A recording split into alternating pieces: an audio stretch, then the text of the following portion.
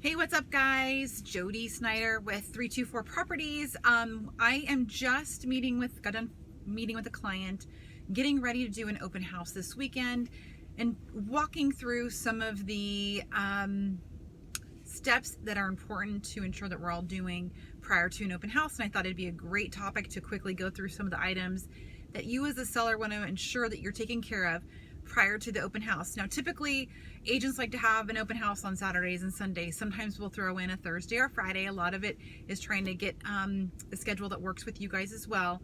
But I would say a good week or two prior to an open house, you want to make sure that you're decluttering everywhere. You'd be surprised, and although, we've all been buyers too, so the main goal is when you walk through as a buyer, what are some of the things you're looking at? And that's kind of what you want to do as a seller, is put yourself in the shoes of a buyer. When you go through someone's house, you immediately want to see no clutter, right? So we want to take as much as you can out of the house. I recommended to my clients, get a bunch of large storage bins, and you can put a lot of just the normal clutter that you have. We all have clutter, right? We live in homes, we're families, we have stuff. But for some reason, when everybody wants to go through to see a home, they want to almost like no one lives there.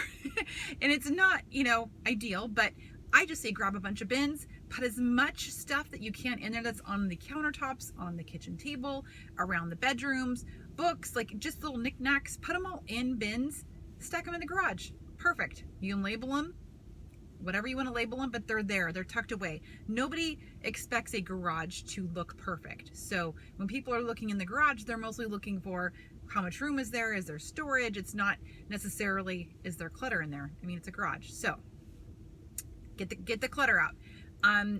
Almost unpersonalize it. So yes, you can have little pictures here and there of your family, but try to get rid of as much as you can. Again, you want to pretend like as if you were the buyer, you could see yourself in it. And if you see someone else's life in it, sorry, my thing's falling.